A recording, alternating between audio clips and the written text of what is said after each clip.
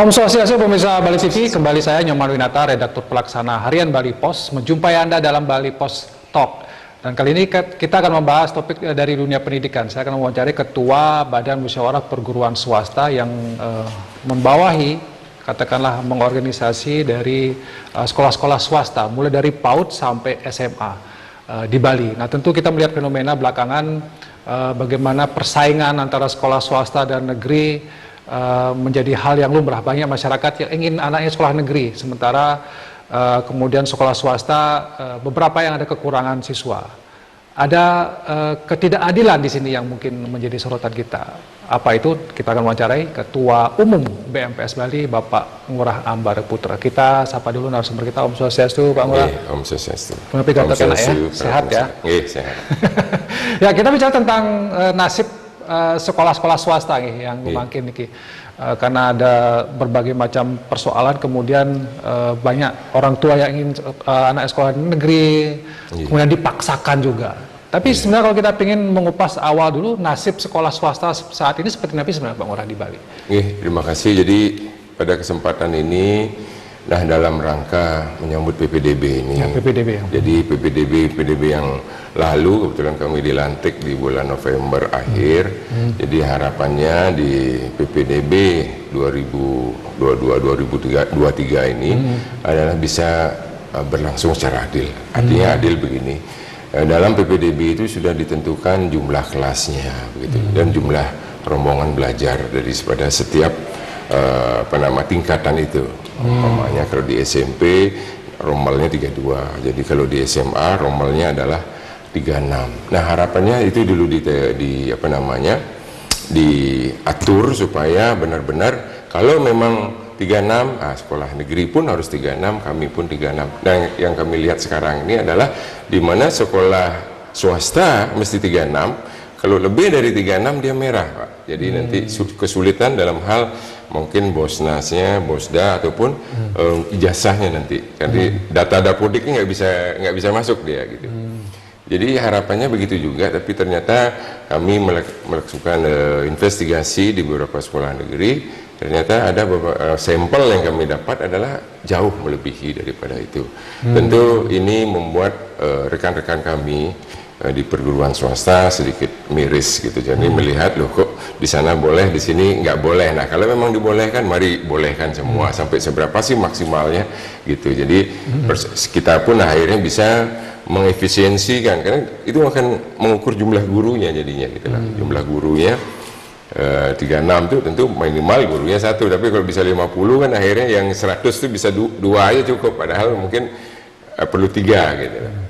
Nah, ini yang penting, harapannya ke depan PPDB ini berlangsung secara adil. PPDB yang berlangsung secara adil, berarti harapannya ke depan adil. Nah, sebelumnya ini banyak yang belum adil. Ketidakadilannya adalah ketika sekolah negeri banyak yang menerima rombel dalam satu kelas itu lebih dari 36. Dan sempat melakukan investigasi juga. Sudah. Kalau hasil investigasi tersebut, satu kelas ada berapa biasanya di sekolah negeri kalau sekarang ini? Rata-rata ada beberapa data kami. Lebih dari 30? Lebih dari 30, kadang-kadang sampai 50. Sampai 50 ya? Iya. Padahal kalau di sekolah, dan mereka ketika ada lebih dari 36 itu tidak ada teguran? Nah, kami tidak mengerti begitu ya, karena kami kan di perguruan swasta aja, menangani perguruan swasta, apapun permasalahan perguruan swasta pasti ada teman-teman memberitahu kepada kami gitu. Oke, Pak Ngurah, kita bicara tentang ketidakadilan kan sudah berlangsung sekian lama. Nah, ke depan diharapkan berkeadilan, terutama dari rombongan belajar supaya lebih disiplin sesuai dengan aturan.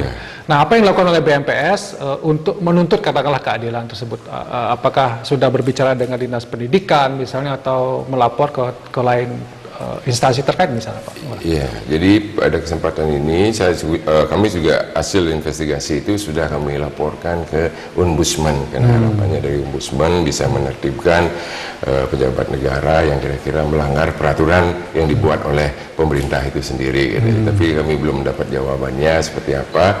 Tapi harapannya sebenarnya kami tidak ingin kompetisi ini benar-benar diatur dengan aturan yang benar-benar bisa memberikan semangat bagi dunia pendidikan ini, khususnya bagaimana kita disiplin tentang aturan yang ada gitu. Jadi harapannya di PPDB ini yang paling penting adalah rommel itu. Dan jumlah kelas, jangan disebutkan jumlah kelas 10, setelah PPDB baru mengatakan, oh ini akan dibangun sekolah lagi, akan bangun kelas lagi. Nah kayak gini kan jadi, kalau begitu semua juga bisa begitu gitu loh. Ya bukannya maksudnya bagaimana kita di dunia pendidikan ini kan harus paling lebih dulu bisa menghormati pada aturan itu.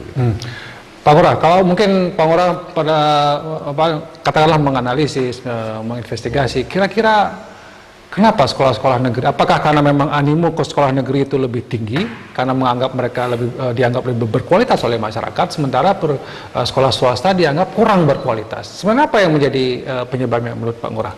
Jadi ya memang di setiap sekolah itu tentu ada yang berkualitas, ada yang menengah, sedang, dan kurang gitu, pasti itu. Tapi harapannya ke depan, tapi banyak sekolah-sekolah kami yang berkualitas pun karena adanya rommel begitu. Dan begini juga, di tahun 2021-22 yang tahun lalu, itu juga di mana pemerintah mendirikan banyak sekolah swasta,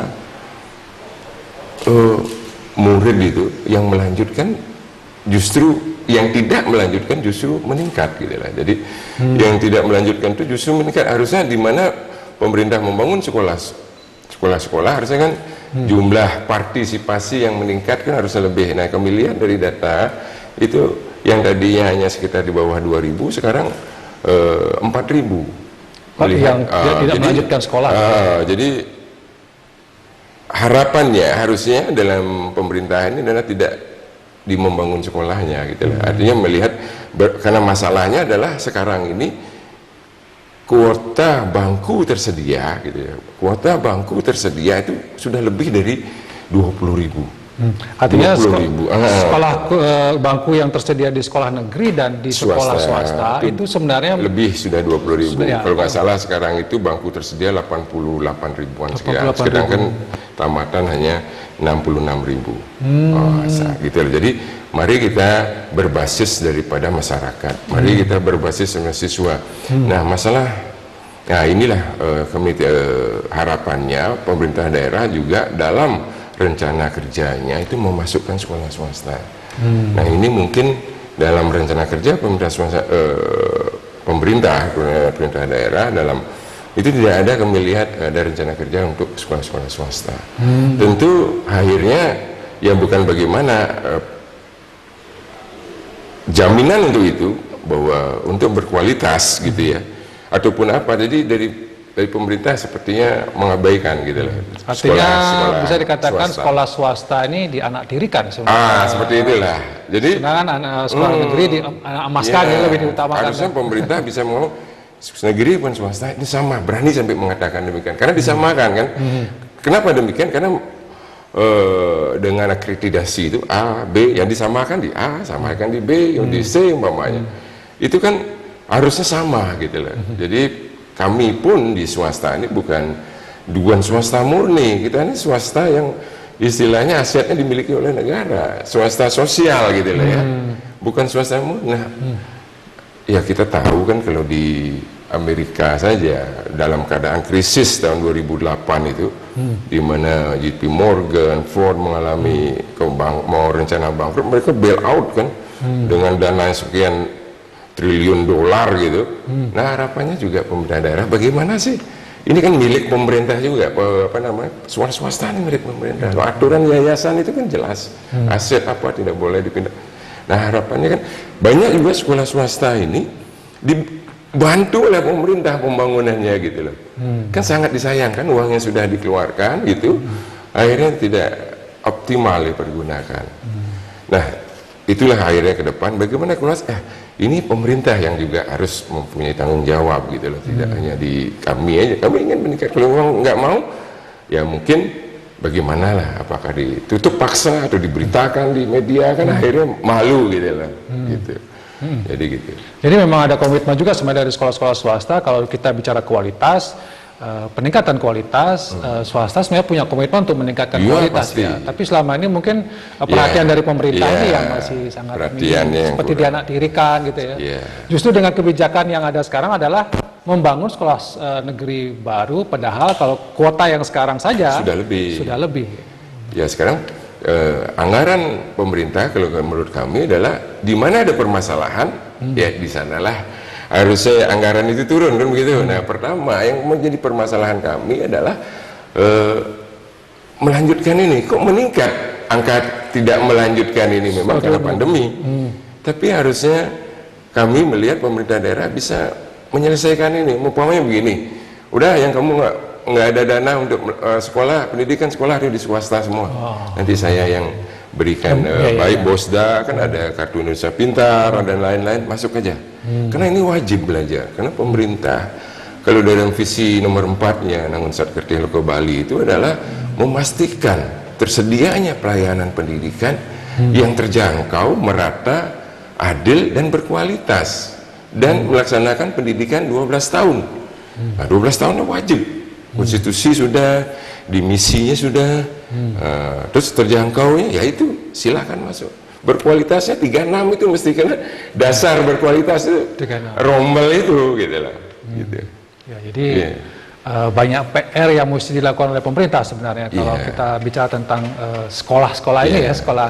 Kita bicara tentang berarti dari terutama SMP sampai SMA nih Pak Ngurah ya? PAUD gitu. PAUD, dari PAUD juga dari ya? PAUD, SD, SMP, SMA, SMK. Ya, semua ada di BMPS ini ya. Nah, kalau kita bicara tentang data, mungkin sekolah swasta yang masih bertahan atau yang justru ada juga yang sudah banyak yang dulu legend gitu lah, katalah sekolah-sekolah swasta. Kita dengar ada TP 45, ada SLUA gitu ya. Jadi pilihan sekarang masih ada yang bertahan ya? Ada beberapa yang masih bertahan. Iya, masih ada beberapa yang bertahan. Nah, kami juga ingin supaya pemerintah daerah khususnya memberdayakanlah sekolah-sekolah. Menurut data kami ada 27 sekolah SMA khususnya. Ya, yang yang tidak bisa beroperasi karena tidak mendapatkan murid. Nah, ini harapannya dari Distipora Bali ini bisa memberdayakan gimana cara, karena banyak ada dulu itu pernah juga ada di mana bisa negrinisasi sekolah itu kan. Kita sebagai masyarakat tentu gimana pun juga anggaran itu biar lebih sedikit lah yang keluar, lebih banyak dipergunakan untuk membangun sumber daya manusianya sendiri, membangun SDM sendiri. Umpamanya seperti tadi itu, kok melanjutkan, bila perlu melanjutkannya sampai nol lah, diberitakan kepada kardus, kepada kepala desa, supaya siapa yang nggak masuk dipaksa anaknya masuk, karena bagaimanapun juga negeri ini dibangun kan pasti dari pendidikan untuk kesejahteraan. Ya, negara ini dibangun dari pendidikan ya. Masukan cukup perlu menjadi perhatian kita bersama juga dari pemerintah tadi, seperti yang Pak Ngurah sampaikan, adalah ketika ternyata data menunjukkan banyak anak-anak sekolah yang tidak melanjutkan gitu ya. Justru ketika itu meningkat, pemerintah bikin sekolah negeri, harusnya dana-dana untuk membangun sekolah negeri itu digunakan untuk membiayai, itu maksudnya Pak Ngurah ya. Itu yang belum dilakukan ya sampai sekarang ya? Ya, kami tidak tahu harapannya harapannya demikian, karena dasar daripada itu datanya kan begitu. Nah, jadi dari tadi yang biasanya di bawah 2.000 sekarang sudah hampir 4.000 atau 5.000 anak. Nah, mudah-mudahan ke depan ini yang fokusnya ke sana, fokus dari pemerintah, sehingga umpamanya pembangunan sebenarnya sih boleh saja pemerintah, khususnya di daerah-daerah yang memang sulit dijangkau oleh siswa itu sendiri, karena jauh sekali. Mungkin ada daerah-daerah yang jauh. Tapi kalau memang itu daerah-daerah yang sudah dalam zonasinya, kuota itu sudah terpenuhi gitu ya, artinya sudah ada sekolah-sekolah di sana sudah padat, sebaiknya sih jangan. Karena bagaimana lebih baik itu dialihkan di tempat-tempat yang memang bermanfaat dari jarak itu sendiri gitu. Baik. Oke, terima kasih Pak Ngurah atas penjelasannya dan juga semacam penggambaran ya dari bagaimana sebenarnya harapan dari BMPS, sekolah-sekolah yang berada dari swasta ini, yang dari PAUD sampai SMA, mempunyai harapan yang besar, terutama pada fairness, keadilan dalam proses PPDB. Itu yang paling penting. Nah, itu yang terwujud sampai kemarin ya. Mudah-mudahan di PPDB yang 2022-2023 ini ada fairness, misalnya rombongan belajarnya memang 36 ya 36 gitu, tidak dilanggar. Karena kalau itu dilanggar, ini akan akan menjadi ketidakadilan. Sekolah swasta siap bersaing secara tuntas ya Pak Ngurah ya. Baik, terima kasih Pak Ngurah. Demikian Bali Pos Talk kali ini, saya ucapkan terima kasih atas pernyataan Anda. Mudah-mudahan instansi terkait pemerintah mendengar apa yang disampaikan oleh BMPS Bali ini, dan pendidikan benar menjadi hal yang mendasar buat kita semua demi kemajuan bangsa. Dan perguruan swasta juga memegang peran di sana, dan perlu perhatian, jangan dianaktirikan. Sekali lagi terima kasih atas perhatiannya. Saya tutup dengan Prabowo Santi. Om Santi. Om Santi. Terima kasih, sampai jumpa. Yeah.